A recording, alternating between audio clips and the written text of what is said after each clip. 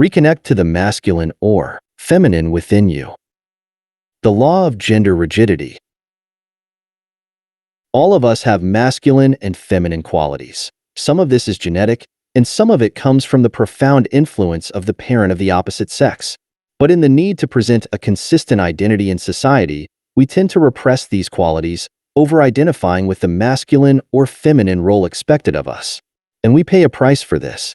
We lose valuable dimensions to our character. Our thinking and ways of acting become rigid.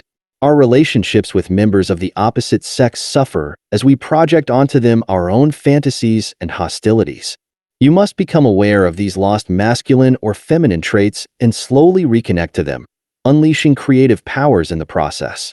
You will become more fluid in your thinking. In bringing out the masculine or feminine undertone to your character, you will fascinate people by being authentically yourself. Do not play the expected gender role, but rather create the one that suits you.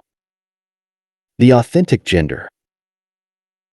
As a young girl, Katerina Sforza dreamed of great deeds that she would be a part of as a member of the illustrious Sforza family of Milan.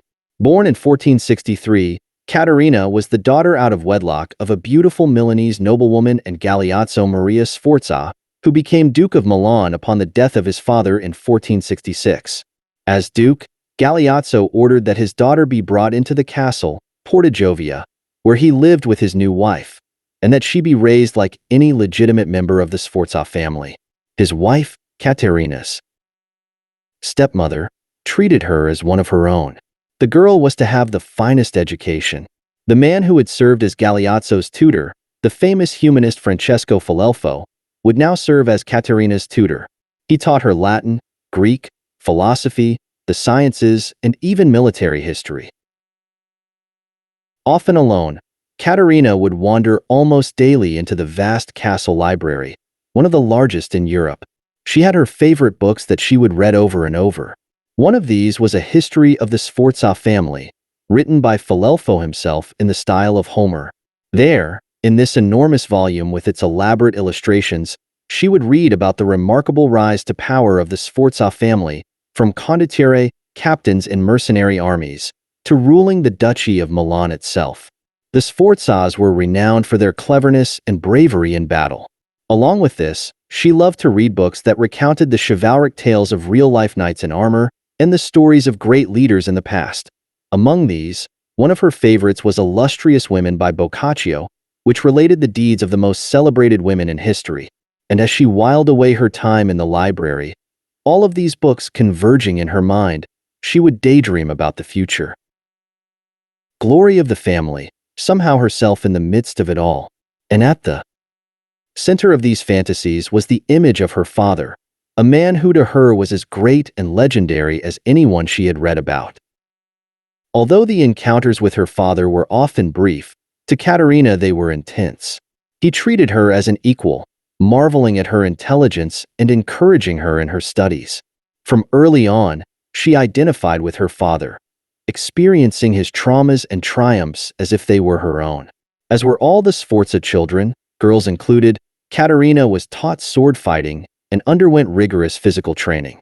As part of this side of her education, she would go on hunting expeditions with the family in the nearby woods of Pavia. She was trained to hunt and kill wild boars, stags, and other animals. On these excursions, she would watch her father with awe. He was a superior horseman, riding with such impetuosity as if nothing could harm him. In the hunt, taking on the largest animals, he showed no signs of fear. At court, he was the consummate diplomat yet always maintained the upper hand. He confided in her his methods, think ahead, plot several moves in advance, always with the goal of seizing the initiative in any situation. There was another side to her father, however, that deepened her identification with him.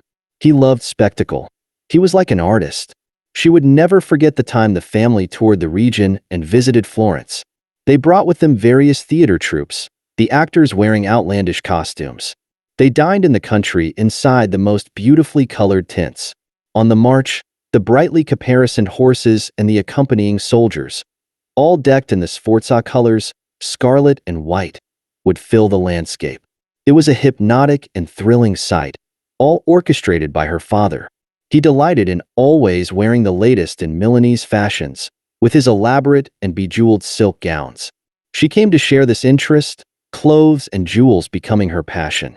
He might seem so virile in battle, but she would see him crying like a baby as he listened to his favorite choral music. He had an endless appetite for all aspects of life, and her love and admiration for him knew no bounds. And so in 1473, when her father informed the 10-year-old Caterina of the marriage he had arranged for her, her only thought was to fulfill her duty as a Sforza and please her father.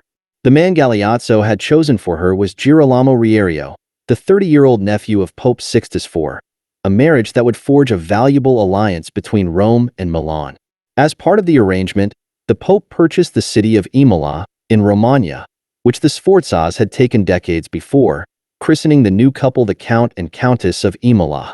Later, the Pope would add the nearby town of Forli to their possessions, giving them control of a very strategically located part of northeastern Italy, just south of Venice.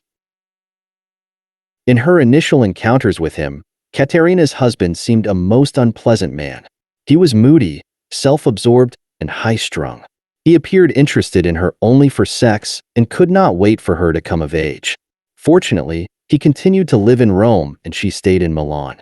But a few years later, some disgruntled nobleman in Milan murdered her beloved father, and the power of the Sforzas seemed in jeopardy.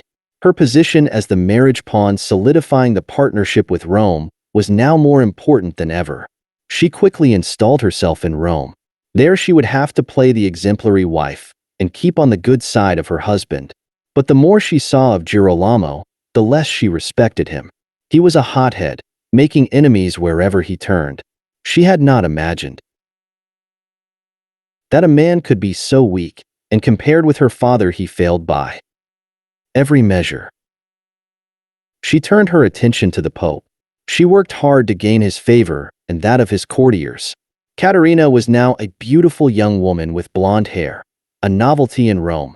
She ordered the most elaborate gowns to be sent from Milan. She made sure to never be seen wearing the same outfit twice. If she sported a turban with a long veil, it suddenly became the latest craze.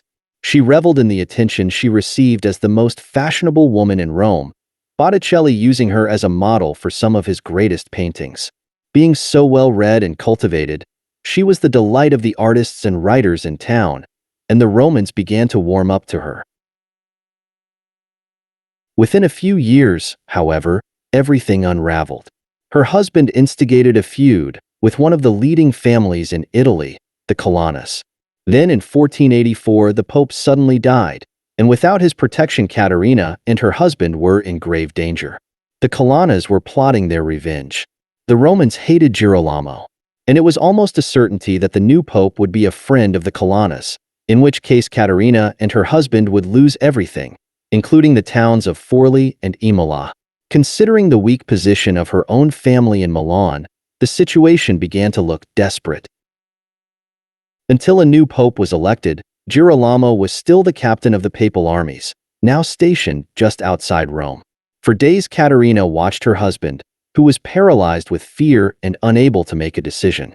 He dared not enter Rome, fearing battle with the Colonnas and their many allies in the crowded streets. He would wait it out, but with time their options seemed to narrow, and the news kept getting worse. Mobs had sacked the palace they lived in. What few allies they had in Rome had now deserted them. The cardinals were congregating to elect the new pope. It was August, and the sweltering heat made Caterina, 7 months pregnant with her 4th child, feel faint and continually nauseated. But as she contemplated the impending doom, the thought of her father began to occupy her mind. It was as if she could feel his spirit inhabiting her.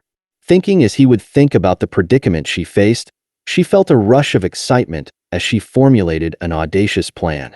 Without telling a soul of her intentions, in the dark of night she mounted a horse and snuck out of camp, riding as fast as she could to Rome. As she had expected, in her condition no one recognized her, and she was allowed to enter the city. She headed straight for the Castel Sant'Angelo, the most strategic point in Rome, just across the Tiber River from the city center and close to the Vatican. With its impregnable walls and its cannons that could be aimed at all parts of Rome, the person who controlled the castle controlled the city. Rome was in tumult, mobs filling the streets everywhere. The castle was still held by a lieutenant loyal to Girolamo. Identifying herself, Caterina was led into Sant'Angelo. Once inside, in the name of her husband, she took possession of the castle, throwing out the lieutenant, whom she did not trust. Sending word out through the castle to soldiers who swore loyalty to her, she managed to smuggle in more troops. With the cannons of Sant'Angelo now pointing at all roads leading to the Vatican, she made it impossible for the cardinals to meet in one location and elect the new pope. To make her threats real, she had her soldiers fire the cannons as a warning. She meant business. Her terms for surrendering the castle were simple: that all of the property of the Rierios be guaranteed to remain in their hands, including Forli and Imola. A few evenings after she had taken over Sant'Angelo, wearing some armor over her gown, she marched along the ramparts of the castle. It gave her a feeling of great power, so far above the city, looking down at the frantic men below, helpless to fight against her, a single woman hobbled by pregnancy. When an envoy of the cardinal who was organizing the conclave to elect the new pope was sent to negotiate with her and seemed reluctant to agree to her conditions of surrender, she shouted down from the ramparts, so all could hear, "So, the cardinal wants a battle of wits with me, does he?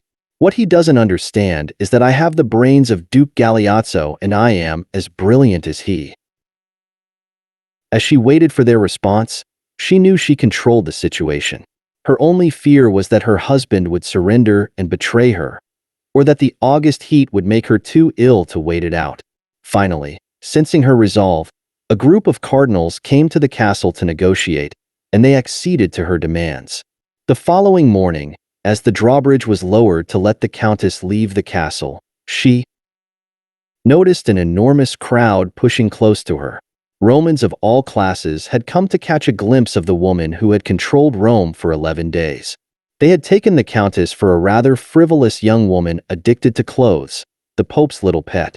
Now they stared at her in astonishment. She was wearing one of her silk gowns, with a heavy sword dangling from a man's belt, her pregnancy more than evident. They had never seen such a sight. Their titles now secure, the Count and Countess moved to Forli to rule their domain.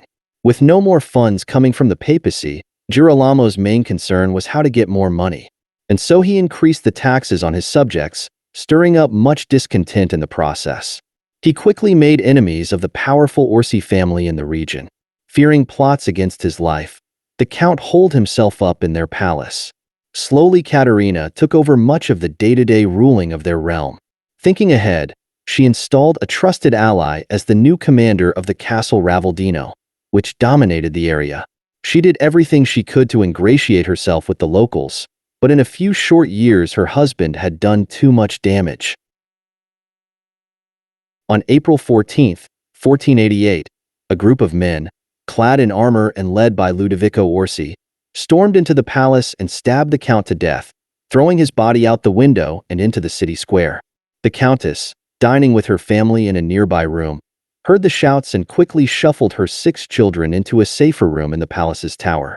She bolted the door and from a window, under which several of her most trusted allies had gathered, she shouted instructions to them. They were to notify the Sforzas in Milan and her other allies in the region and urge them to send armies to rescue her. Under no circumstances should the keeper of Ravaldino ever surrender the castle. Within minutes, the assassins had broken into her room, taking her and her children captive. Several days later, Ludovico Orsi and his fellow conspirator Giacomo del Ronche marched Caterina up to Ravaldino. She was to order the castle's commander to surrender it to the assassins. As the commander she had installed, Tommaso Fio, looked down from the ramparts, Caterina seemed to fear for her life. Her voice breaking with emotion, she begged Fio to give up the fortress, but he refused. As the two of them continued their dialogue, Ronche and Orsi sensed the Countess and Fio were playing some sort of game, talking in code. Ronche had had enough of this. Pressing the sharp edge of his lance tight against her chest, He threatened to run her through unless she got Fio to surrender, and he gave her the sternest glare. Suddenly, the Countess's expression changed. She leaned further into the blade, her face inches from Ronche, and with a voice dripping with disdain, she told him, "Oh, Giacomo del Ronche, don't you try to frighten me. You can hurt me, but you can't scare me, because I am the daughter of a man who knew no fear. Do what you want. You have killed my lord. You can certainly kill me. After all, I'm just a woman." Confounded by her words and demeanor, Ronche and Orsi decided they had to find other means to pressure her. Several days later, Fio communicated with the assassins that he would indeed hand over the fortress, but only if the Countess would pay him his back wages and sign a letter absolving him of any guilt for such surrender. Once again, Orsi and Ronche led her to the castle and watched her closely as she seemed to negotiate with Fio. Finally, Fio insisted that the Countess enter the fortress to sign the document. He feared the assassins were trying to trick him, and he insisted she enter alone. Once the letter was signed, he would do as he had promised. The conspirators, feeling they had no choice, granted his request but gave the Countess a brief time frame to conclude the business. For a fleeting moment, just as she disappeared over the drawbridge into Ravaldino, she turned with a sneer and gave the Italian equivalent of the finger to Ronche and Orsi. The entire drama of the past few days had been planned and staged by her and Fio, with whom she had communicated through various messengers. She knew that the Milanese had sent an army to rescue her, and she only had to play for time. A few hours later, Fio stood on the ramparts and yelled down that he was holding the Countess hostage, and that was that. The enraged assassins had had enough. The next day, they returned to the castle with her 6 children and called Caterina to the ramparts. With daggers and spears pointed at them in the most menacing fashion, and with the children wailing and begging for mercy, they ordered Caterina to surrender the fortress or they would kill them all. Surely they had already proven they were more than willing to shed blood. She might be fearless and the daughter of a Sforza, but no mother could possibly watch her children die before her eyes. Caterina wasted no time. She shouted down, "Do it then, you fools! I am already pregnant with another child by Count Rierio, and I have the means to make more," at which she lifted her skirts, as if to emphasize her meaning. Caterina had foreseen the maneuver with the children and had calculated that the assassins were weak and indecisive. They should have killed her and her family on that first day, amid the mayhem. Now they would not dare to kill them in cold blood. The assassins knew that the Sforzas, on their way to Forli, would take terrible revenge on them if they ever did such a deed. And if she surrendered now, she and her children would all be imprisoned, and some poison would find its way into their food. She didn't care what they thought of her as a mother. She had to keep stalling. To emphasize her resolve, after refusing to surrender, she had the cannons of the castle fire at the Orsi Palace. 10 days later, a Milanese army arrived to rescue her, and the assassins scattered. The Countess was quickly restored to power, the new pope himself confirming her rule as regent until her eldest son, Ottaviano, came of age. And as word of all that she had done, and what she had yelled down to the assassins from the ramparts of Ravaldino, spread throughout Italy, the legend of Caterina Sforza, the beautiful warrior Countess of Forli, began to take on a life of its own. Within a year after the death of her husband, the Countess had taken a lover, Giacomo Fio, the brother of the commander she had installed in Ravaldino. Giacomo was 7 years younger than Caterina, and he was the polar opposite of Girolamo, handsome and virile. He had come from the lower classes, having served as the stable boy to the Rierio family. Most important, he not only loved Caterina, he worshipped her and showered her with attention. The Countess had spent her whole life mastering her emotions and subordinating her personal interests to practical matters. Suddenly feeling herself overwhelmed by Giacomo's affection, she lost her habitual self-control and fell hopelessly in love. She made Giacomo the new commander of Ravaldino. As he now had to live in the castle, she built a palace for herself inside it and soon barely left its confines. Giacomo was decidedly insecure about his status. Katerina had him knighted, and in a secret ceremony they married. To allay his self-doubts, she increasingly handed over to him governing powers of Forli and Imola and began to retire from public affairs. She ignored the warnings of courtiers and diplomats that Giacomo was out for himself and was in over his head. She did not listen to her sons, who feared Giacomo had plans to get rid of them. In her eyes, her husband could do no wrong. Then one day in 1495, as she and Giacomo left the castle for a picnic, a group of assassins surrounded her husband and killed him before her eyes. Caught off guard by this action, Katerina reacted with fury. She rounded up the conspirators and had them executed and their families imprisoned. In the months after this, she fell into a deep depression, even contemplating suicide. What had happened to her over the past few years? How had she lost her way and given up her power? What had happened to her girlhood dreams and the spirit of her father that was her own? Something had clouded her mind. She turned to religion, and she returned to ruling her realm. Slowly she recovered. Then one day she received a visit from Giovanni de' Medici, a 30-year-old member of the famous family and one of Florence's leading businessmen. He had come to forge commercial ties between the cities. More than anyone else, he reminded her of her father. He was handsome, clever, extremely well-read, and yet there was a softness to his character. Finally, here was a man who was her equal in knowledge, power, and refinement. The admiration was mutual.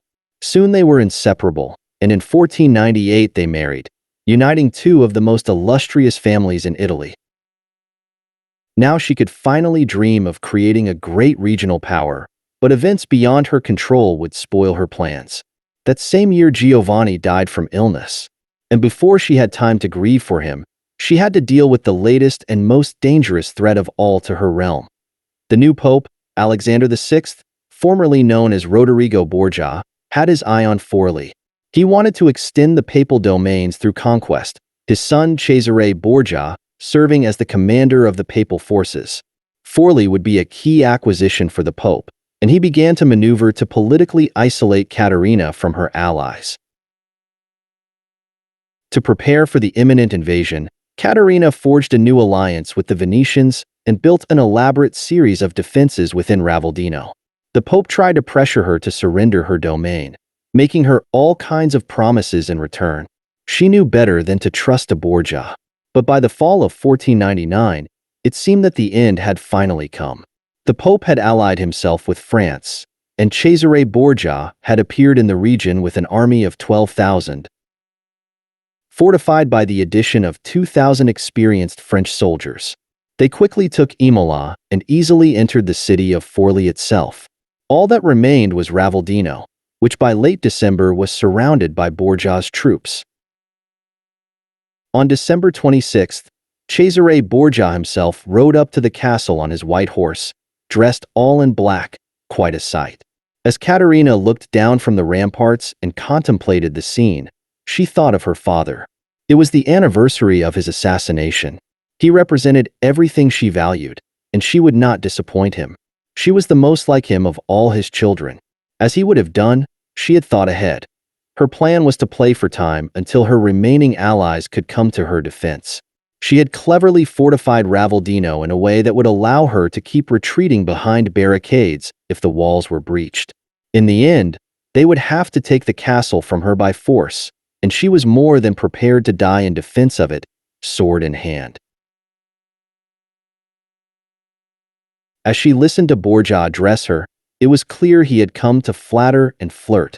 Everyone knew his reputation as a devilish seducer, and many in Italy thought Katerina had rather loose morals. She listened and smiled, occasionally reminding him of her past deeds and her reputation as a sforza. If he wanted her to surrender, he would have to do better. He persisted in his courtship and asked to parley with her personally. She appeared to finally succumb to his charm. She was a woman, after all. She ordered the drawbridge to be lowered and started walking toward him. He continued to press his case, and she gave him certain looks and smiles that indicated she was falling under his spell. Now only inches away, he reached for her arm, and she playfully withdrew it. They should discuss matters in the castle, she said with a coy expression, and began to walk back, inviting him to follow. As he stepped onto the drawbridge to catch up with her, it began to rise, and he leaped back to the other side just in time. Enraged and embarrassed by the trick she had tried to play, he swore revenge. During the next few days, he unleashed a torrent of cannon fire at the castle walls, finally opening a breach. Borgia's troops flooded in, led by the more experienced French. It was now hand-to-hand combat, and at the front of her remaining troops was Caterina.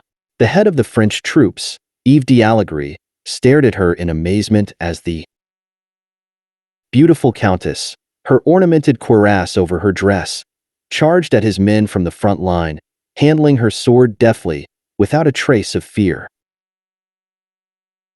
She and her men were about to withdraw further into the castle, hoping to prolong the battle for days, as she had planned, when one of her own soldiers grabbed her from behind and, his sword at her throat, marched her over to the other side.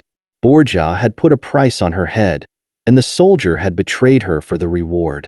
The siege was over, and Borgia himself took possession of his great prize.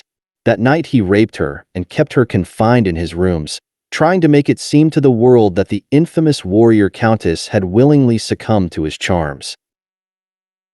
Even under duress, she refused to sign away her domain, and so she was brought to Rome and soon thrown into the dreaded prison at Castel Sant'Angelo. For 1 long year, in a small and windowless cell, she endured her loneliness and the endless tortures devised by the Borgias. Her health deteriorated and she seemed destined to die in prison, defiant to the end. But the chivalric French captain Yves d'Allegri had fallen under her spell.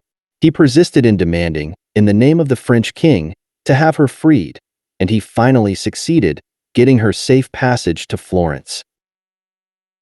In retirement from public life, Caterina began to receive letters from men from all parts of Europe. Some had seen her over the years. Most had only heard of her. They obsessed over her story, confessed their love, and begged for some memento, some relic to worship. One man who had caught a glimpse of her when she had first come to Rome wrote to her, "If I sleep, it seems that I am with you. If I eat, I leave my food and talk to you. You are engraved in my heart."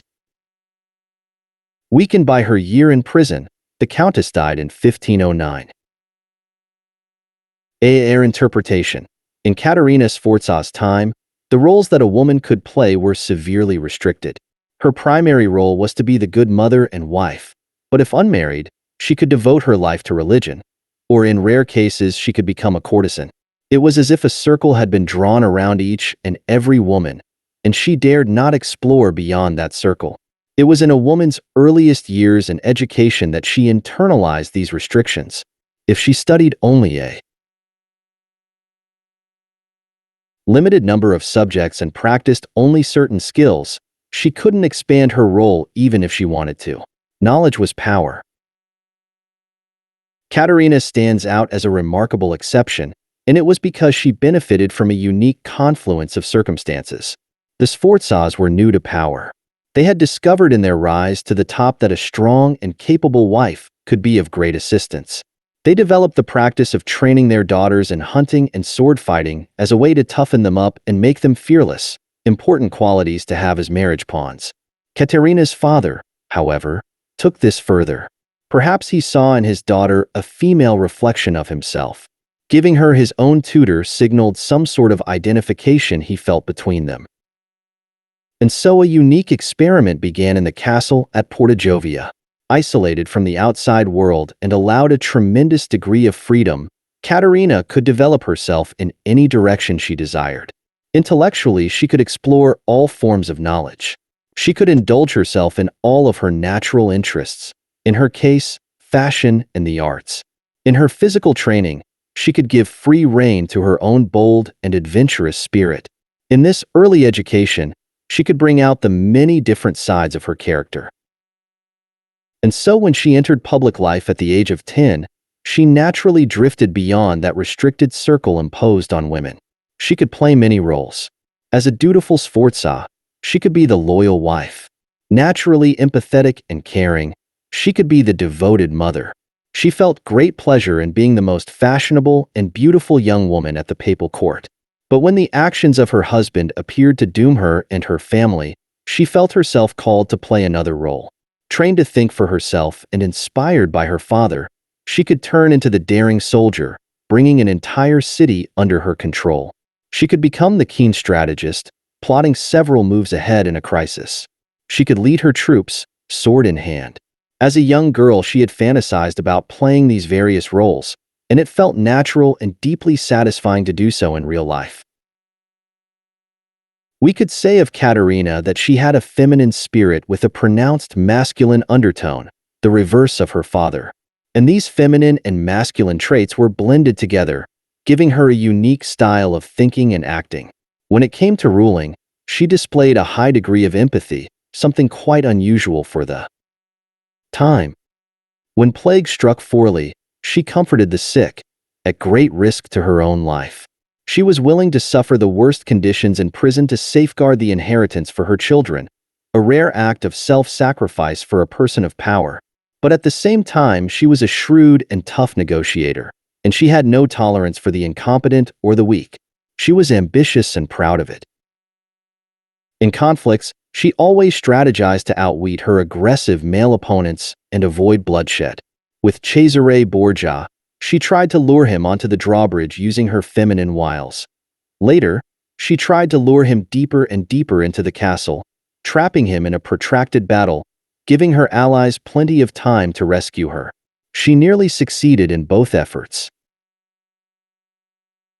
This ability to play many different roles, to blend the masculine with the feminine, was the source of her power.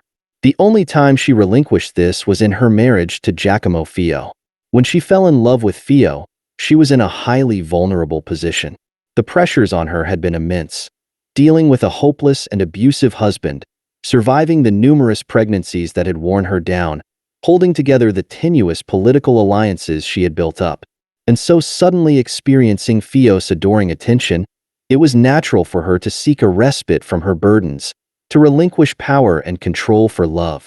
But in narrowing herself down to the role of the devoted wife, she had to repress her naturally expansive character. She had to expend her energy in placating her husband's insecurities. In the process, she lost all initiative and paid the price, experiencing a deep depression that nearly killed her. She learned her lesson and afterward would remain true to herself for the rest of her life. Perhaps what is most surprising about the story of Caterina Sforza is the effect she had on the men and women of her time.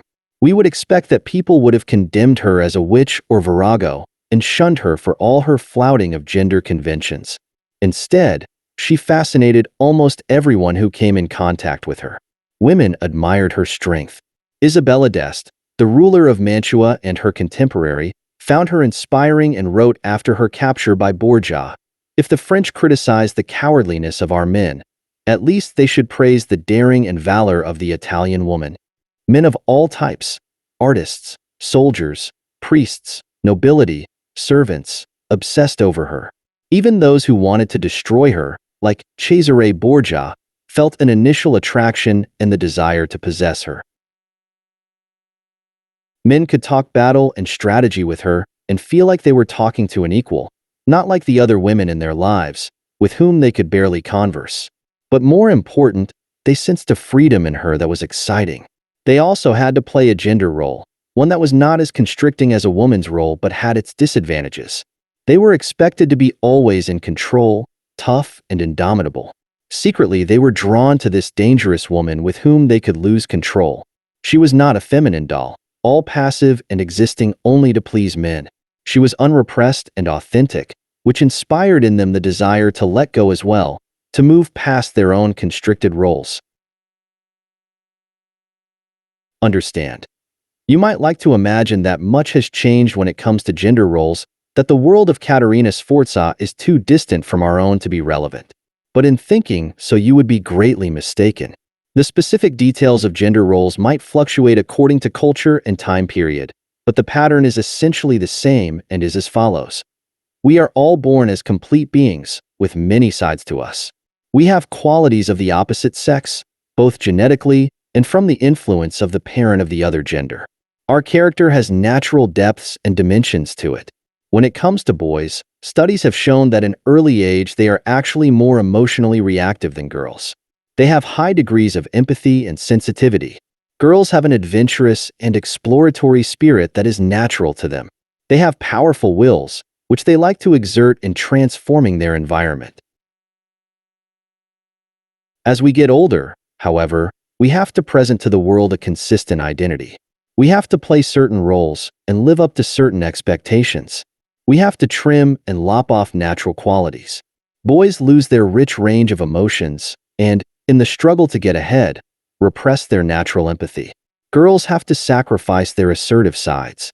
They are supposed to be nice, smiling, deferential, always considering other people's feelings before their own. A woman can be a boss, but she must be tender and pliant, never too aggressive.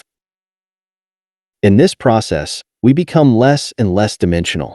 We conform to the expected roles of our culture and time period. We lose valuable and rich parts to our character. Sometimes we can realize this only when we encounter those who are less repressed, and we feel fascination with them. Certainly Caterina Sforza had such an effect. There are also many male counterparts to this in history.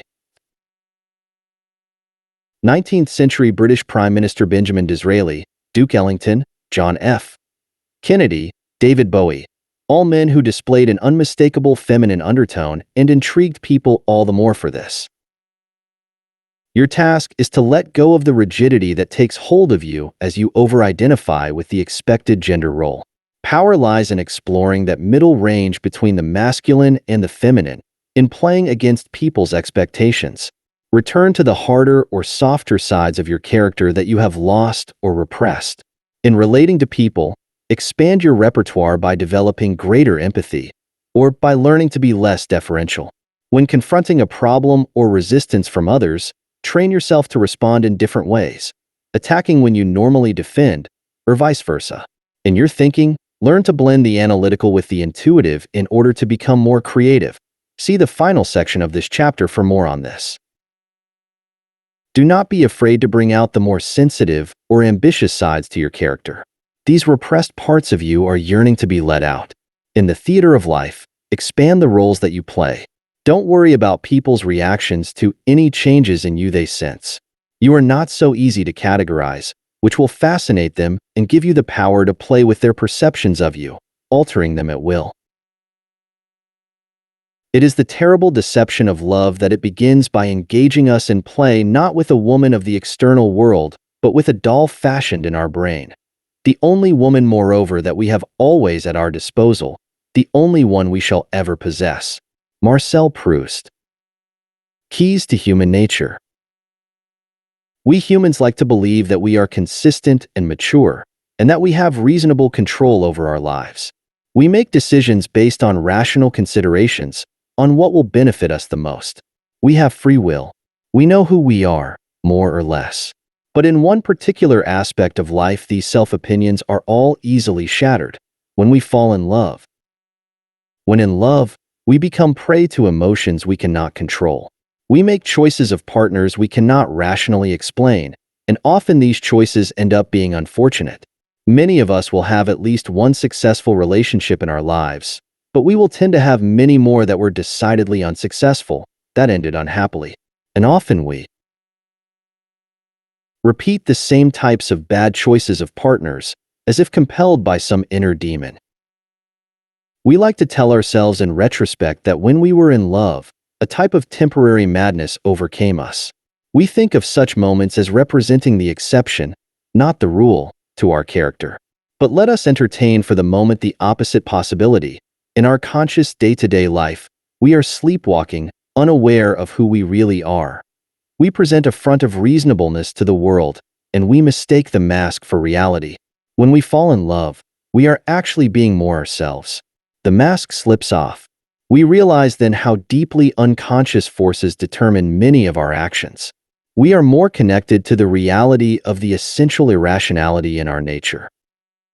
Let us look at some of the common changes that occur when we are in love.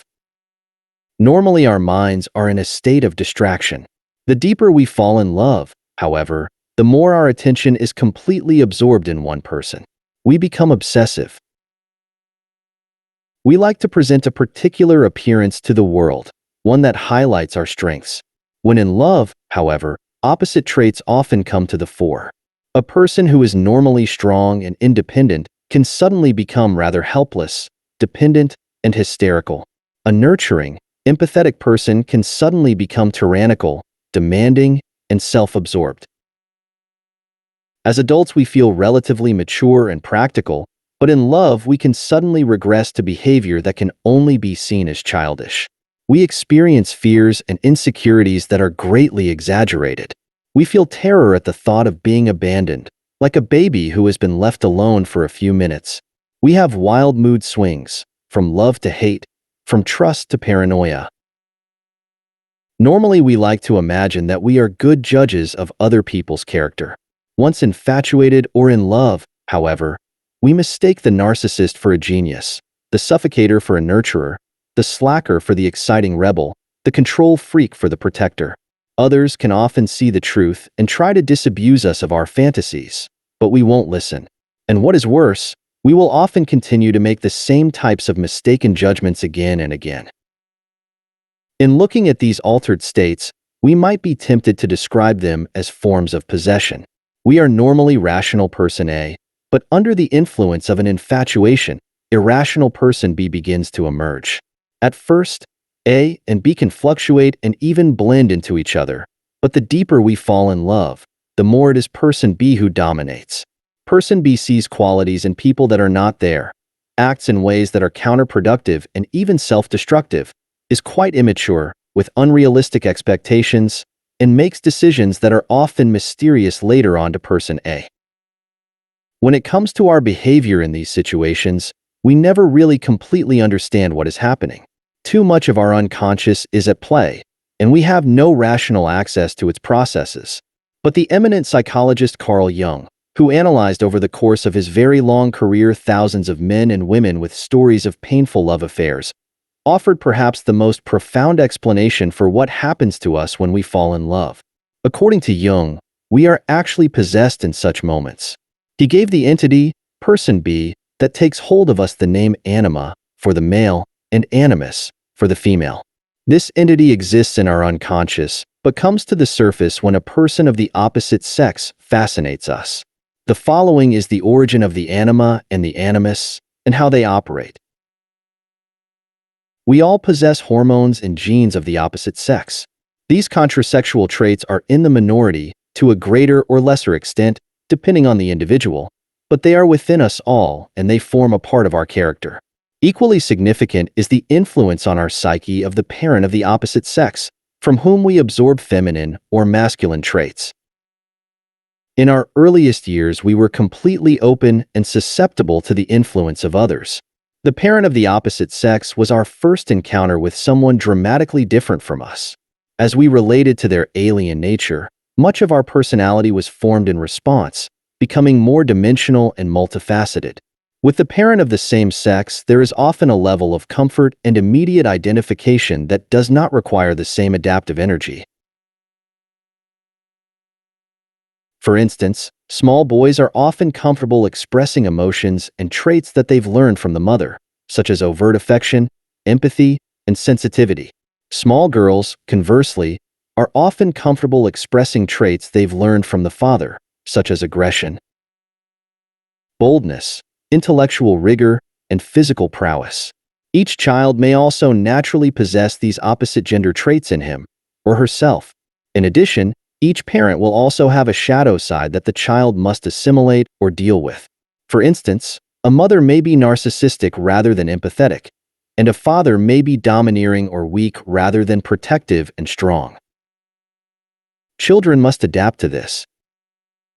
In any event, the boy and the girl will internalize the positive and the negative qualities of the parent of the opposite sex in ways that are unconscious and profound. And the association with the parent of the opposite sex will be charged with all kinds of emotions, physical and sensual connections, tremendous feelings of excitement, fascination, or disappointment at what one was not given. Soon, however, comes a critical period in our early lives in which we must separate from our parents and forge our identity.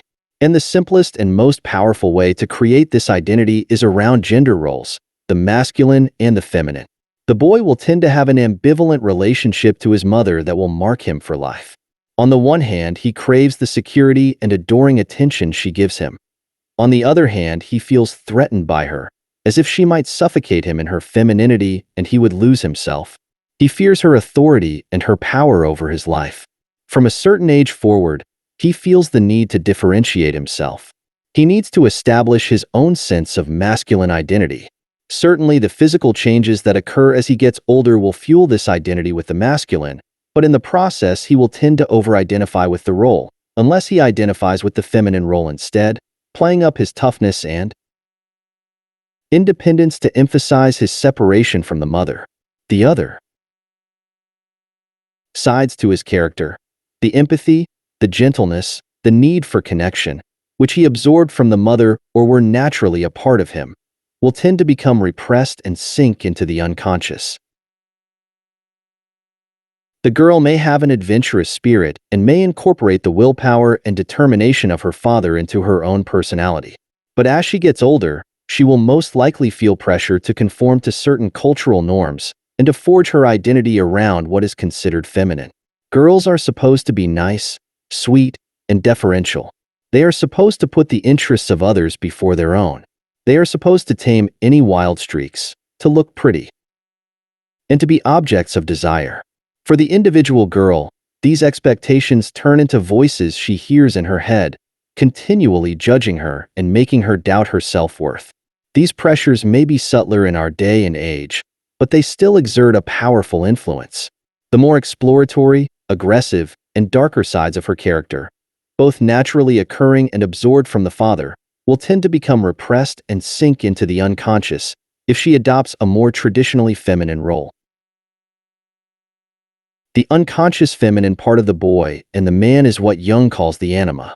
The unconscious masculine part of the girl and woman are the animus. Because they are parts of ourselves that are deeply buried, we are never really aware of them in our daily life. But once we become fascinated with a person of the opposite sex, the anima and animus stir to life. The attraction we feel toward another might be purely physical, but more often the person who draws our attention unconsciously bears some resemblance, physical or psychological, to our mother or father. Remember that this primal relationship is full of charged energy, excitement, and obsessions that are repressed but yearning to come out. A person who triggers these associations in us will be a magnet for our attention, even though we are not aware of the source of our attraction. If the relationship to the mother or father was mostly positive, we will tend to project onto the other person the desirable qualities that our parent had, in the hope of re-experiencing that early paradise. Take, for instance, a young man whose mother nurtured and adored him. He may have been a sweet, loving little boy, devoted to his mother and reflecting her nurturing energy, but he repressed these traits in himself as he grew into an independent man with a masculine image to uphold. In the woman who triggers an association with his mother, he will see the capacity to adore him that he secretly craves. This feeling of getting what he wants will intensify his excitement and physical attraction. She will supply him the qualities he never developed in himself. He is falling in love with his own anima, in the form of the desired woman. If the feelings toward the mother or father were mostly ambivalent, their attention inconsistent, we will often try to fix the original relationship by falling in love with someone who reminds us of our imperfect parent figure, in the hope that we can subtract their negative qualities and get what we never quite got in our earliest years. If the relationship was mostly negative, we may go in search of someone with the opposite qualities to that parent, often of a dark, shadowy nature. For instance, a girl who had a father who was too strict, distant, and critical perhaps had the secret desire to rebel but didn't dare to. As a young woman, she might be drawn to a rebellious, unconventional young man who represents the wild side she was never able to express and is the polar opposite of her father. The rebel is her animus, now externalized in the form of the young man. In any case, whether the association is positive, negative, or ambivalent, powerful emotions are triggered, and feeling ourselves transported to the primal relationship in our childhood, We act in ways that are often contrary to the persona we present. We become hysterical, needy, obsessive, controlling. The anima and animus have their own personalities, and so when they come to life, we act like person B. Because we are not really relating to women and men as they are, but rather to our projections, we will eventually feel disappointed in them, as if they are to blame for not being what we had imagined. The relationship will often tend to fall apart from the misreading and miscommunications on both sides, and not aware of the source of this, we will go through precisely the same cycle with the next person. There are infinite variations on these patterns, because everyone has very particular circumstances and mixes of the masculine and feminine. For instance, there are men who are more psychologically feminine than women and women who are more psychologically masculine than men. If they are heterosexual, the man will be drawn to masculine women who have the qualities he never developed in himself. He has more of an animus than an anima. The woman will be drawn to feminine men. There are many such contrasexual couples, some more overt than others, and they can be successful if both sides get what they want. A famous historical example would be the composer Frédéric Chopin and the writer George Sand, Sand being more like the husband and Chopin like the wife. If they are homosexual, the man or woman will still be in search of the contrasexual qualities undeveloped from within. In general, people are imbalanced, over-identifying with the masculine or feminine and drawn to the polar opposite. Your task as a student of human nature is threefold. First, you must try to observe the anima and the animus as they manifest themselves in others, particularly in their intimate relationships.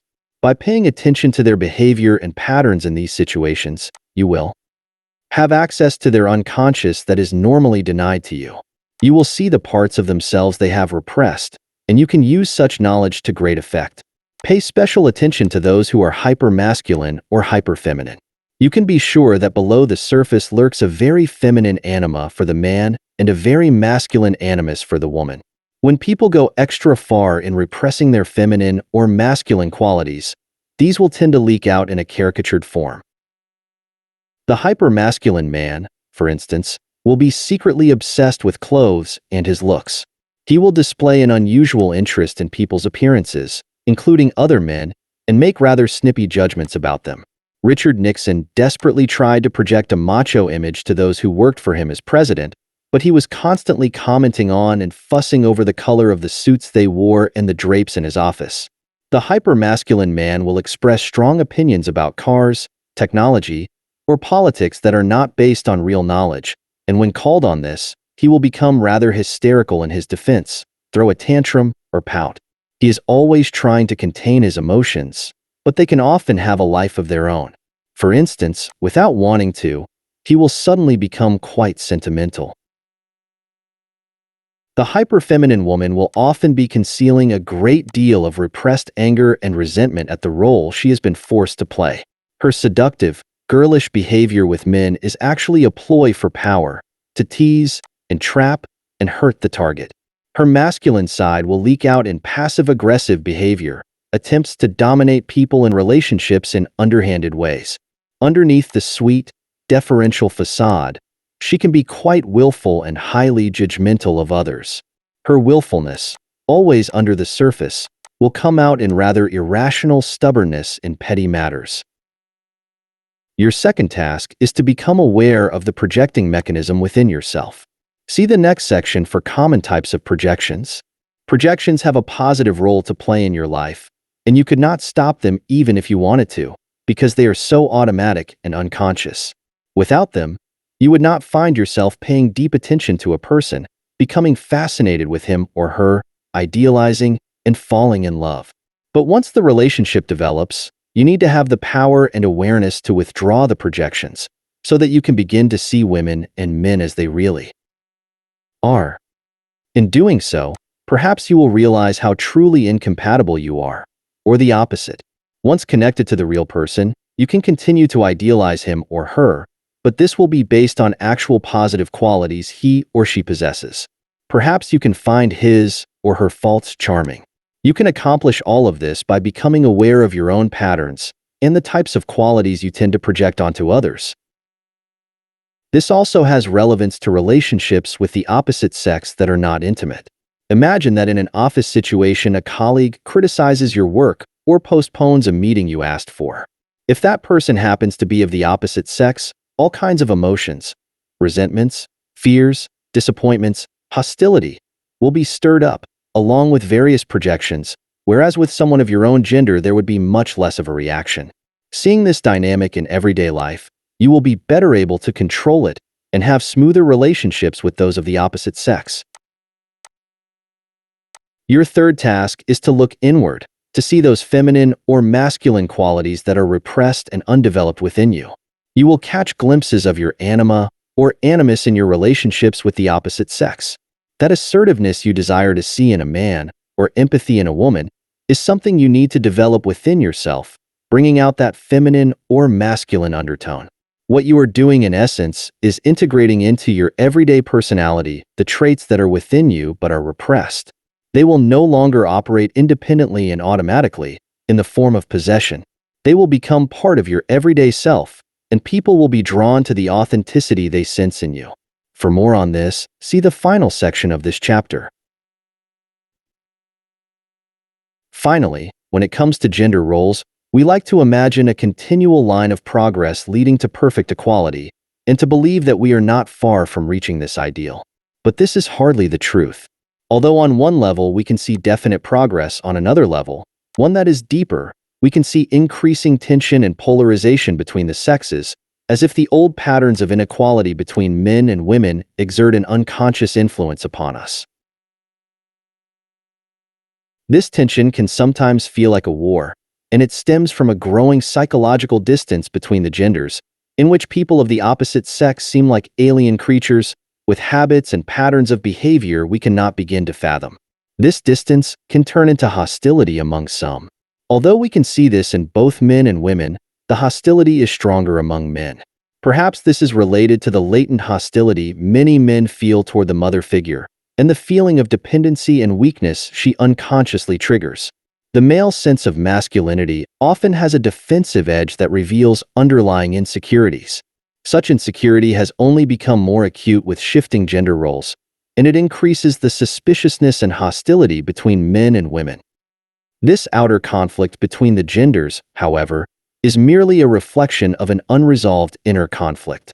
As long as the inner feminine or masculine is denied, the outer distance will only grow. When we bridge this distance from within, our attitude toward the opposite sex changes as well. We feel a deeper connection. We can talk and relate to them as if relating to parts of ourselves.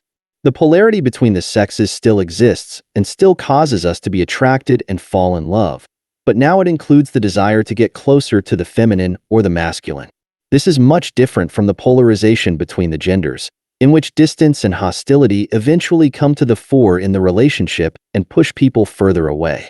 The inner connection will vastly improve the outer connection and should be the ideal we aim for. Gender projection types. Although there are infinite variations, below you will find 6 of the more common types of gender projections. You must use this knowledge in 3 ways. First, you must recognize in yourself any tendency toward one of these forms of projection. This will help you understand something profound about your earliest years and make it much easier for you to withdraw your projections on other people. Second, you must use this as an invaluable tool for gaining access to the unconscious of other people, to seeing their anima and animus in action. And finally, you must be attentive to how others will project onto you their needs and fantasies. Keep in mind that when you are the target of other people's projections, the temptation is to want to live up to their idealization of you, to be their fantasy. You get caught up in their excitement, and you want to believe you are as great, strong, or empathetic as they imagine. Without realizing it, you begin to play the role they want you to play. You become the mother or father figure they crave. Inevitably, however, you will come to resent this. You cannot be yourself. You are not appreciated for your true qualities. Better to be aware of this dynamic before it entraps you. The devilish romantic. For the woman in this scenario, the man who fascinates her, often older and successful, might seem like a rake, the type who cannot help but chase after young women. But he is also romantic. When he's in love, he showers the woman with attention. She decides she will seduce him and become the target of his attention. She will play to his fantasies. How can he not want to settle down with her and reform himself? She will bask in his love, but somehow he is not as strong, masculine, or romantic as she had imagined. He is a bit self-absorbed. She does not get the desired attention, or it does not last very long. He cannot be reformed and leaves her. This is often the projection of women who had rather intense, even flirtatious relationships with the father. Such fathers often find their wives boring, and the young daughter more charming and playful. They turn to the daughter for inspiration. The daughter becomes addicted to their attention and adept at playing the kind of girl that daddy wants. It gives her a sense of power. It becomes her lifelong goal to recapture this attention and the power that goes with it. Any association with the father figure will spark the projecting mechanism, and she will invent or exaggerate the man's romantic nature. A prime example of this type would be Jacqueline Kennedy Onassis. Jacques Bouvier, her father, adored his two daughters, but Jacqueline was his favorite. Jack was devilishly handsome and dashing. He was a narcissist obsessed with his body and the fine clothes that he wore. He considered himself macho, a real risk-taker, but underneath the facade he was in fact quite feminine in his tastes and totally immature. He was also a notorious womanizer. He treated Jackie more like a playmate and lover than a daughter. For Jackie, he could do no wrong. She took perverse pride in his popularity with women. In the frequent fights between her mother and father, she always took his side. Compared to the fun-loving father, the mother was prudish and rigid. Spending so much time in his company, even after her parents divorced, and thinking of him constantly, Jackie deeply absorbed his energy and spirit. As a young woman, she turned all of her attention to older, powerful, and unconventional men, with whom she could recreate the role she had played with her father. Always the little girl in need of his love, but also quite flirtatious. And she was continually disappointed in the men she had chosen. John F. Kennedy was the closest to her ideal, for in so many ways he was just like her father in looks and in spirit. Kennedy, however, would never give her the attention she craved. He was too self-absorbed. He was too busy having affairs with other women. He was not really the romantic type. She was continually frustrated in this relationship, but she was trapped in this pattern, later marrying Aristotle Onassis, an older, unconventional man of great power who seemed so dashing and romantic, but who would treat her horribly and cheat on her continually. Women in this scenario have become trapped by the early attention paid to them by the father. They have to be continually charming, inspiring, and flirtatious to elicit that attention later on. Their animus is seductive, but with an aggressive, masculine edge, having absorbed so much of the father's energy. But they are in a continual search for a man who does not exist. If the man were completely attentive and tirelessly romantic, they would grow bored with him. He would be seen as too weak. They are secretly drawn to the devilish side of their fantasy man and to the narcissism that comes with it. Women trapped in this projection will grow resentful over the years about how much energy they have to expend playing to men's fantasies and how little they get in return.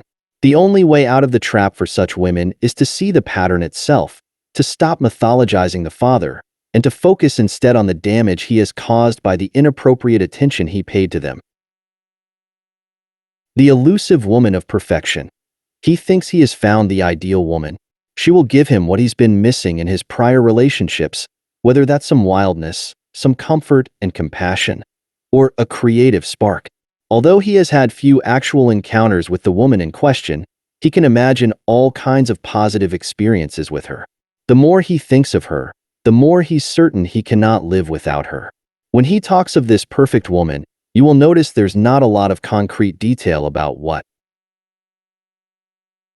makes her so perfect. If he does manage to forge a relationship, he will quickly become disenchanted. She's not who he thought she was. She misled him. He then moves on to the next woman to project his fantasy onto. This is a common form of male projection. It contains all of the elements he thinks he never got from his mother, never got from the other women in his life. This ideal mate will haunt his dreams. She will not appear to him in the form of someone he knows. She is a woman fashioned in his imagination, often young, elusive, but promising something great. In real life, certain types of women will tend to trigger this projection. She is usually quite hard to pin down and conforms to what Freud called the narcissistic woman, self-contained, not really needing a man or anybody to complete her. She can be a bit cold at the core and a blank screen upon which men can project whatever they want. Alternatively, she can seem to be a free spirit, full of creative energy but without a clear sense of her own identity. For men, she serves as a muse, a great spark to their imagination, a lure to loosen up their own rigid mind. The men prone to this projection often had mothers who were not totally there for them. Perhaps such a mother expected the son to give her the attention and validation she was not getting from her husband. Because of this reversal, when the boy becomes a man, he feels a great emptiness inside that he constantly needs to fill. He cannot exactly verbalize what he wants or what he missed, hence the vagueness of his fantasy. He will spend his life searching for this elusive figure and never settle on a flesh and blood female. It's always the next one who will be perfect. If he falls for the narcissistic type, he will repeat the problem he experienced with his mother, falling for a woman who cannot give him what he wants. His own anima is a bit dreamy, introspective, and moody, which is the behavior he will tend to exhibit when in love. Men of this type must recognize the nature of their pattern. What they really need is to find and interact with a real woman, accept her inevitable flaws, and give more of themselves. They often prefer to chase their fantasy, because in such a scenario they are in control and have the freedom to leave when reality sets in. To break the pattern, such men will have to give up some of this control. When it comes to their need for a muse, they must learn to find such inspiration from within, to bring out more of the anima within themselves. They are 2.2 alienated from their own feminine spirit and need to loosen up their own thought processes. Not needing this wildness from their fantasy woman, they will better relate to the actual women in their life. The lovable rebel. For the woman who is drawn to this type, the man who intrigues her has a noticeable disdain for authority. He is a nonconformist. Unlike the devilish romantic, this man will often be young and not so successful. He will also tend to be outside her usual circle of acquaintances. To have a relationship with him would be ever so slightly taboo. Certainly her father would not approve, and perhaps not her friends or colleagues. If a relationship does ensue, however, she will see a totally different side to him. He can't hold down a good job, not because he's a rebel, but because he's lazy and ineffectual. Despite the tattoos and shaved head, he's quite conventional, controlling, and domineering. The relationship will break apart, but the fantasy will remain. The woman with this projection often had a strong, patriarchal father who was distant and strict. The father represents order, rules, and conventions. He was often quite critical of his daughter. She was never good or pretty or smart enough. She internalized this critical voice and hears it in her head all the time. As a girl, she dreamed of rebelling and asserting herself against the father's control, but too often she was reduced to obeying and playing the deferential daughter. Her desire to rebel was repressed and went into her animus, which is quite angry and resentful. Instead of developing the rebelliousness herself, she looks to externalize it in the form of the rebellious male. If she senses a man might be like this, based on his appearance, she will project fantasies that are charged and sexual. Oftentimes, she chooses a man who is relatively young because this makes him less threatening, less of a patriarch. But his youth and immaturity make it almost impossible to form a stable relationship, and her angry side will come out as she grows disenchanted. Once a woman recognizes she is prone to this projection, she must come to terms with a simple fact. What she really wants is to develop the independence, assertiveness, and power to disobey in herself. It is never too late to do so, but these qualities must be built up and developed in small steps, everyday challenges in which she practices saying no, breaking some rules, etc. Becoming more assertive, she can begin to have relationships that are more equal and satisfying. The fallen woman. To the man in question, the woman who fascinates him seems so different from those he has known. Perhaps she comes from a different culture or social class. Perhaps she is not as educated as he is. There might be something dubious about her character and her past. She is certainly less physically restrained than most women. He thinks she's earthy. She seems to be in need of protection, education, and money. He will be the one to rescue and elevate her. But somehow the closer he gets to her, the less it turns out as he had expected. In Swann's Way, Volume 1 of the novel In Search of Lost Time by Marcel Proust, the protagonist, Charles Swann, based on a real person, is an aesthete, a connoisseur of art. He is also a Don Juan who is deathly afraid of any relationship or form of commitment. He has seduced many women of his class. But then he meets a woman named Odette, who is from a decidedly different social circle. She is uneducated, a bit vulgar, and some would say she is a courtesan. She intrigues him. Then one day, while staring at a reproduction of a biblical scene from a Botticelli fresco, he decides she resembles a woman in the painting. Now he is fascinated and begins to idealize her. Odette must have had a hard life, and she deserves better. Despite his fear of commitment, he will marry her and educate her in the finer things of life. What he doesn't realize is that she does not at all resemble the woman he fantasizes about. She is extremely clever and strong-willed, much stronger than he is. She will end up making him her passive slave, as she continues to have affairs with other men and women. Men of this type often had strong mother figures in their childhood. They became good, obedient boys, excellent students at school. Consciously, they are attracted to well-educated women, to those who seem good and perfect. But unconsciously, they are drawn to women who are imperfect, bad, of dubious character. They secretly crave what is the opposite of themselves. It is the classic split of the mother/whore. They want the mother figure for a wife but feel a much stronger physical attraction to the whore, the fallen woman, the type who likes to display her body. They have repressed the playful, sensual, and earthy sides of the character they had as boys. They are too rigid and civilized. The only way they can relate to these qualities is through women who appear to be so different from themselves. Like Swann, they find a way to idealize them with some highbrow reference that has no relation to reality. They project onto such women weakness and vulnerability. They tell themselves they want to help and protect them. But what really attracts them is the danger and naughty pleasures these women seem to promise. Underestimating the strength of such women, they often end up as their pawns. Their anima is passive and masochistic.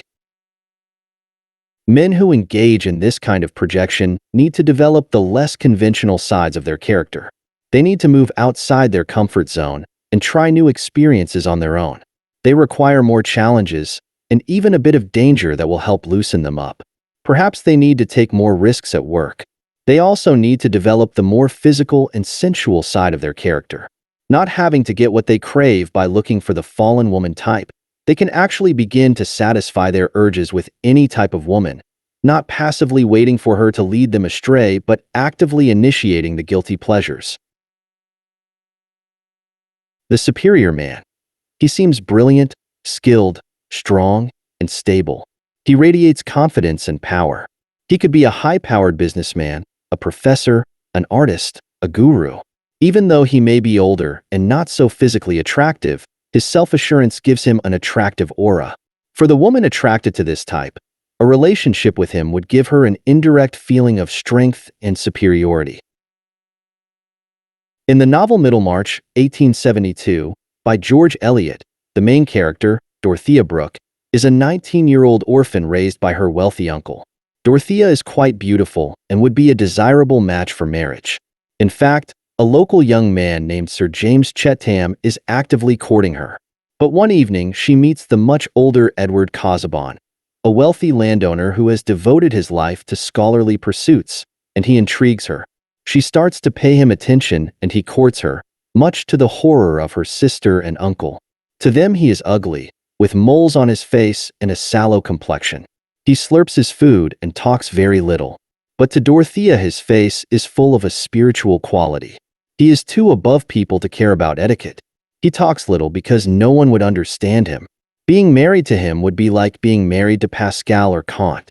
She'll learn Greek and Latin and help him complete his great masterpiece, the key to all mythologies. And he will help educate and elevate her. He will be the father she has been unconsciously missing. Only after being married to him does she discover the truth. He's dead inside and very controlling. He sees her as a glorified secretary. She becomes trapped in a loveless marriage. Although the relationship details might be quite different now, this type of projection is all too common among women. It stems from feelings of inferiority. The woman in this case has internalized the voices of the father and others who have been so critical of her, who have lowered her self-esteem by telling her who she is and how she should behave. Not having ever developed her own strength or confidence, she will tend to search for these qualities in men and exaggerate any traces of them. Many of the men who respond to her sense her low self-esteem and find this alluring. They like the adoring attention of a woman, often younger, whom they can lord over and control. This would be the classic professor seducing the student. Because such men are rarely as brilliant, clever, and self-assured as she imagines, the woman either is disappointed and leaves or is trapped in her low self-esteem, bending to his manipulations and blaming herself for any problems. What such a woman needs to do is first realize that the source of her insecurity is the critical opinions of others, which she has accepted and internalized. It does not stem from her inherent lack of intelligence or worthiness. She must actively work at developing her assertiveness and self-confidence through her actions, taking on projects, starting a business, mastering a craft. With men, she must see herself as their natural equal, as potentially strong and creative as they are, or even more so. With genuine self-confidence, she will then be able to gauge the true worth and character of the men she meets. The woman to worship him. He's driven and ambitious, but his life is hard. It's a harsh, unforgiving world out there, and it's not easy to find any comfort. He feels something missing in his life. Then along comes a woman who is attentive to him, warm and engaging. She seems to admire him. He feels overwhelmingly drawn to her and her energy. This is the woman to complete him, to help comfort him. But then, as the relationship develops, she no longer seems quite so nice and attentive. She certainly has stopped admiring him. He concludes that she has deceived him or has changed. Such a betrayal makes him angry.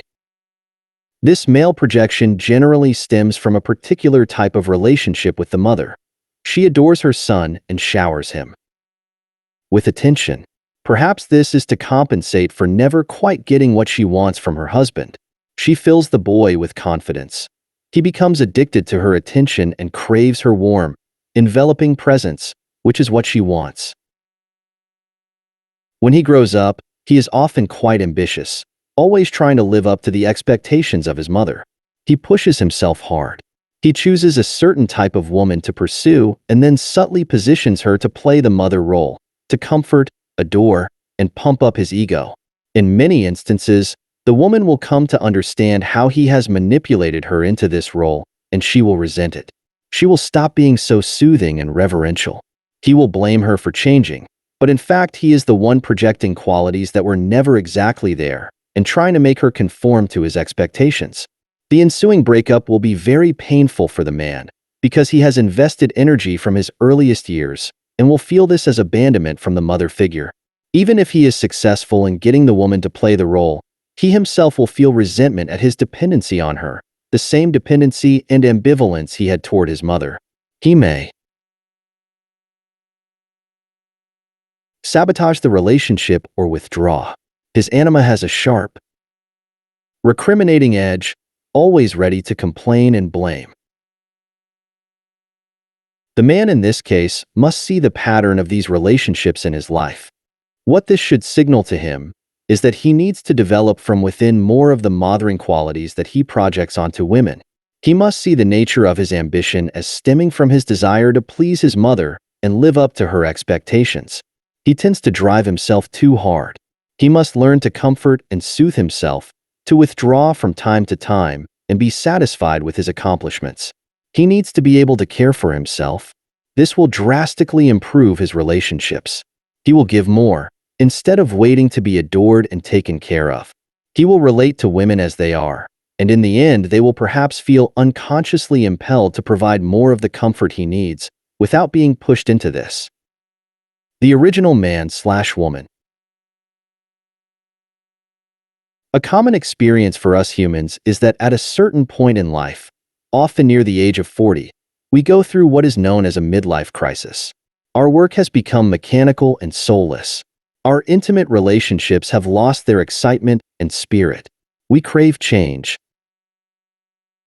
and we look for it through a new career or relationship, some new experiences, even some danger. Such changes may give us a short-term therapeutic jolt, but they leave the real source of the problem untouched, and the malaise will return. Let us look at this phenomenon from a different angle, as a crisis of identity.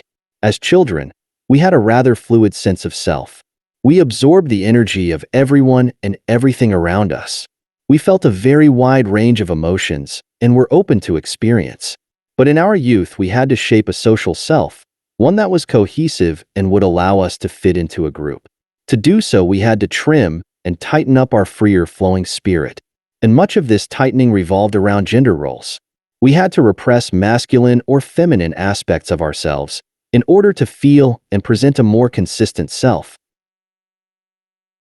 In our late teens and into our 20s, we continually adjust this identity in order to fit in. It is still a work in progress, and we derive some pleasure in forging this identity. We feel our lives can go in many directions, and the many possibilities enchant us. But as the years go by, the gender role we play gets more and more fixed, and we begin to sense that we have lost something essential, that we are almost strangers to who we were in our youth. Our creative energies have dried up. Naturally, we look outward for the source of this crisis, but it comes from within. We have become imbalanced, too rigidly identified with our role and the mask we present to others. Our original nature incorporated more of the qualities that we absorbed from the mother or father, and of the traits of the opposite sex that are biologically a part of us. At a certain point, we inwardly rebel at the loss of what is so essentially a part of us.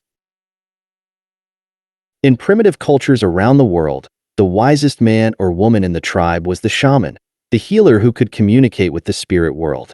The male shaman had an inner woman or wife whom he listened to closely and who guided him. The female shaman had the inner husband. The shaman's power came from the depth of their communication with this inner figure, which was experienced as a real woman or man from within. The shaman figure reflects a profound psychological truth that our most primitive ancestors had access to. In fact, in the myths of many ancient cultures, Persian, Hebrew, Greek, Egyptian, original humans were believed to be both male and female. This made them so powerful that the gods feared them and split them in half. Understand, the return to your original nature contains elemental power. By relating more to the natural feminine or masculine parts within you, you will unleash energy that has been repressed. Your mind will recover its natural fluidity.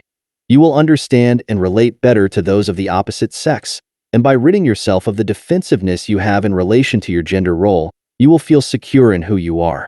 This return requires that you play with styles of thinking and acting that are more masculine or feminine, depending on your imbalance. But before describing such a process, we must first come to terms with a deeply ingrained human prejudice about the masculine and the feminine.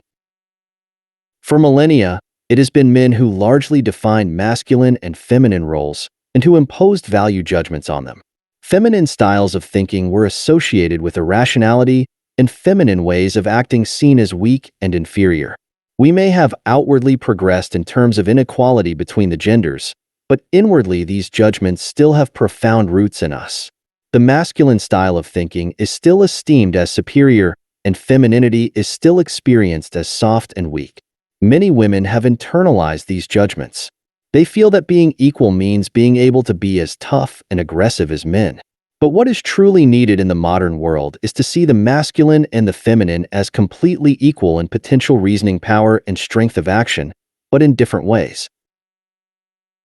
Let us say there are feminine and masculine styles when it comes to thinking, taking action, learning from experience, and relating to other people. These styles have been reflected in the behavior of men and women for thousands of years. Some are related to physiological differences, some stem mostly from culture. Certainly there are men who have more feminine styles and women more masculine styles, but almost all of us are imbalanced to one side or the other. Our task is to open ourselves up to the opposite. We have only our rigidity to lose. Masculine and feminine styles of thinking. Masculine thinking tends toward focusing on what separates phenomena from one another and categorizing them. It looks for contrast between things to better label them. It wants to take things apart, like a machine, and analyze the separate parts that go into the whole. Its thought process is linear, figuring out the sequence of steps that goes into an event. It prefers to look at things from the outside, with emotional detachment. The masculine way of thinking tends to prefer specialization, to dig deep into something specific. It feels pleasure in uncovering the order in phenomena. It likes to build elaborate structures, whether in a book or a business. Feminine thinking orients itself differently. It likes to focus on the whole, how the parts connect to one another, the overall gestalt. In looking at a group of people, it wants to see how they relate to one another. Instead of freezing phenomena in time in order to examine them, it focuses on the organic process itself, how one thing grows into another. In trying to solve a puzzle, the feminine style will prefer to meditate on several aspects, absorb the patterns, and let answers or solutions come to the individual over time, as if they needed to be cooked. This form of thinking leads to insights when the hidden connections between things suddenly become visible in intuitive flashes. As opposed to specialization, it is more interested in how different fields or forms of knowledge can connect to one another. In studying another culture, for instance, it will want to get closer to it, to understand how it is experienced from within. It is more sensitive to information from the senses, not merely from abstract reasoning. For too long, the masculine style has been seen as more rational and scientific, but this does not reflect the reality. All of the greatest scientists in history have displayed a powerful mix of the masculine and feminine styles. The biologist Louis Pasteur's greatest discoveries came from his ability to open his mind to as many explanations as possible, to let them cook in his mind, in order to see the connections between wide-ranging phenomena. Einstein attributed all of his greatest discoveries to intuitions, in which long hours of thinking gave way to sudden insights about the interconnection of certain facts. The anthropologist Margaret Mead used the latest abstract models from her time to rigorously analyze indigenous cultures, but she combined this with months of living within it and gaining a feel from the inside position. In business, Warren Buffett is an example of someone who blends the two styles. When he considers buying a company, he breaks it down into its component parts and analyzes them in statistical depth, but he also tries to get a feel for the overall gestalt of the business, how the employees relate to one another. The spirit of the group is instilled by the man or woman at the top, a lot of the intangibles most business people ignore. He looks at a company from both the outside and the inside. Almost all people will lean more toward one style of thinking. What you want for yourself is to create balance by leaning more in the other direction. If you are more on the masculine side, you want to widen the fields you look at, finding connections between different forms of knowledge. In looking for solutions, you want to consider more possibilities, give greater time to the deliberative process, and allow for freer associations. You need to take seriously the intuitions that come to you after much deliberation, and not discount the value of emotions in thinking. Without a sense of excitement and inspiration, your thinking can become stale and lifeless. If you lean more in the feminine direction, you need to be capable of focusing and digging into specific problems, tamping down the impulse to widen your search and multitask. You have to find pleasure in boring into one aspect of a problem. Reconstructing a causal chain and continually refining it will give depth to your thinking. You tend to see structure and order as dull affairs, giving greater emphasis to expressing an idea and feeling inspired by it. Instead, you need to derive pleasure in paying deep attention to the structure of a book, argument, or project. Being creative and clear with the structure will give your material its power to influence people. Sometimes you need to gain greater emotional distance to understand a problem, and you must force yourself to do so. Masculine and feminine styles of action. When it comes to taking action, the masculine tendency is to move forward, explore the situation, attack, and vanquish. If there are obstacles in the way, it will try to push through them. This desire aptly expressed by the ancient military leader Hannibal. I will either find a way or make a way. It derives pleasure from staying on the offensive and taking risks. It prefers to maintain its independence and room to maneuver. When confronted with a problem or the need to take action, the feminine style often prefers to first withdraw from the immediate situation and contemplate more deeply the options. It will often look for ways to avoid the conflict, to smooth out relations, to win without having to go to battle. Sometimes the best action is non-action. Let the dynamic play itself out to understand it better. Let the enemy hang itself by its aggressive actions. This was the style of Queen Elizabeth I, whose primary strategy was to wait and see. When confronted with an imminent invasion by Spain's vast seafaring armada, she decided to not commit to a strategy until she knew exactly when the armada was launched and the weather conditions of the moment, working to slow down its advance and let the bad weather destroy it, with minimal loss of life.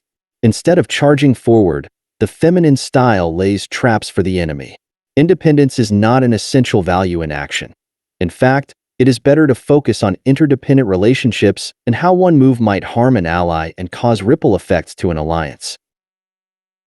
In the West, this feminine style of strategizing and acting is instinctively judged as weak and timid. But in other cultures, the style is viewed quite differently. To Chinese strategists, wu wei, or non-action, is often the height of wisdom and aggressive action a sign of stupidity because it narrows one's options. There is in fact tremendous strength contained within the feminine style, patience, resilience, and flexibility. To the great samurai warrior Miyamoto Musashi, the ability to stand back and wait, to let the opponent tire himself out mentally before counterattacking, was critical for success. For those with the aggressive, masculine inclination, balance would come from training yourself to step back before taking any action. Consider the possibility that it is better to wait and see how things play out, or even to not respond at all. Taking action without proper consideration reveals weakness and a lack of self-control. For balance, always try to consider the interdependent relationships you are involved in and how each group or individual will be affected by any action. If you find yourself blocked in your career later in life, you must learn the power of withdrawing and reflecting on who you are, your needs, your strengths and weaknesses, your true interests before making any important decisions. This could require weeks or months of introspection. Some of the greatest leaders in history honed their best ideas while in prison. As the French would say, reculer pour mieux sauter, step back in order to leap forward. For those with the feminine style, it is best to accustom yourself to various degrees of conflict and confrontation, so that any avoidance of it is strategic and not out of fear. This requires baby steps, confronting people in small ways in everyday situations before handling larger conflicts. Drop the need to always consider the other side's feelings. Sometimes there are bad people who need to be thwarted, and being empathetic only empowers them. You need to be comfortable saying no and turning people down. Sometimes when you try to smooth things out, it is not out of empathy or strategy, but out of an aversion to displeasing people. You have been trained to be deferential, and you need to get rid of this impulse. You need to reconnect to the bold and adventurous spirit you once had and widen your strategic options to both offense and defense. Sometimes you can overthink things and come up with too many options. Action for its own sake can be therapeutic, and taking aggressive action can discomfort your opponents. Masculine and feminine styles of self-assessment and learning. As studies have shown, when men make mistakes, they tend to look outward and find other people or circumstances to blame. Men's sense of self is deeply tied to their success, and they do not like to look inward if they fail. This makes it difficult to learn from failures. On the other hand, men will tend to feel that they are completely responsible for any success in life.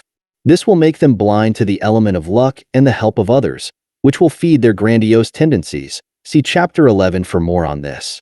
Similarly, if there is a problem, the masculine style is to try to figure it out on one's own. To ask for assistance would be an admission of weakness.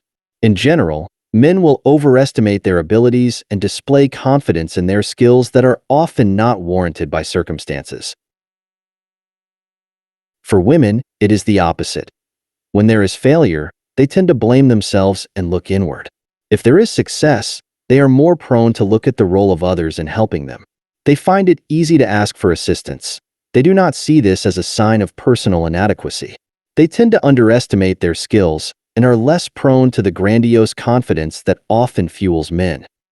For those with the masculine style, when it comes to learning and improving yourself, it is best to reverse the order, to look inward when you make mistakes and to look outward when you have success.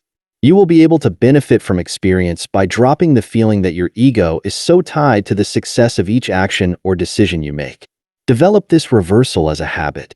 Don't be afraid of asking for help or feedback. Instead, make this a habit as well.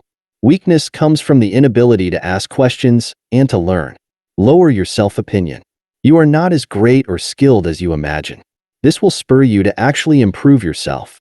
For those with the feminine style, it is easy to beat yourself up after failures or mistakes.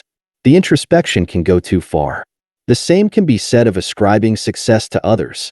Women more than men will suffer from low self-esteem, which is not natural but acquired. They often have internalized critical voices from others. Jung called these animus voices. All the men over the years who have judged women for their looks and intelligence. You want to catch these voices as they occur and rid yourself of them. Because failures or criticisms might affect you too deeply, you can become afraid to try something again, which narrows your learning possibilities. You need to adopt more of the masculine self-confidence, without the attendant stupidity. In your daily encounters, try to drop or minimize your emotional responses to events and see them from a greater distance. You are training yourself to not take things so personally. Masculine and feminine styles of relating to people and leadership. As with male chimpanzees, in a group setting, the masculine style is to require a leader and to either aspire to that role or gain power by being the most loyal follower. Leaders will designate various deputies to do their bidding. Men form hierarchies and punish those who fall out of line. They are highly status conscious, hyper-aware of their place in the group. Leaders will tend to use some element of fear to keep the group cohesive. The masculine style of leadership is to identify clear goals and reach them. It puts emphasis on results, however they are achieved. The feminine style is more about maintaining the group spirit and keeping the relationship smoothed out, with fewer differences among individuals. It is more empathetic, considering the feelings of each member and trying to involve them more in the decision-making process. Results are important, but the way they are achieved, the process, is equally important. For those with the masculine style, it is important to enlarge your concept of leadership. When you think more deeply about the individuals on the team and strategize to involve them more, you can have superior results, engaging the energy and creativity of the group. Studies have shown that boys are as empathetic as girls, highly attuned, for instance, to the emotions of the mother. But empathy is slowly drummed out of men as they come to develop their assertive style. Some of the greatest male leaders in history, however, managed to retain and develop their empathy. A leader such as Sir Ernest Henry Shackleton, see Chapter 2, was no less of a man for his constant consideration of the emotions of each of the men he was responsible for. He was simply a stronger and more effective leader. The same could be said of Abraham Lincoln. For those of the feminine style, you must not be afraid of assuming a strong leadership role, particularly in times of crisis. Considering the feelings of everyone and incorporating the ideas of too many will weaken you and your plans. Although women are certainly better listeners, sometimes it is best to know when to stop listening and go with the plan you have opted for. Once you recognize the fools, the incompetents, and the hyper-selfish in the group, it is best to fire them and to even find pleasure in getting rid of those who bring the whole group down. Instilling a touch of fear in your lieutenants is not always a bad thing. Finally, look at it this way. We are compelled by nature to want to move closer to what is feminine or masculine in the form of an attraction to another person. But if we are wise, we realize we are equally compelled to do so inwardly. For centuries, men have looked to women as muses, sources of inspiration. The truth is that the muse, for both genders, lies within. Moving closer to your anima or animus will bring you closer to your unconscious, which contains untapped creative treasures. The fascination you feel in relation to the feminine or masculine in others you will now feel in relation to your work, to your own thought process, and to life in general. Just as with shamans, that inner wife or husband will become the source of uncanny powers. What is most beautiful in virile men is something feminine. What is most beautiful in feminine women is something masculine. Susan Sontag.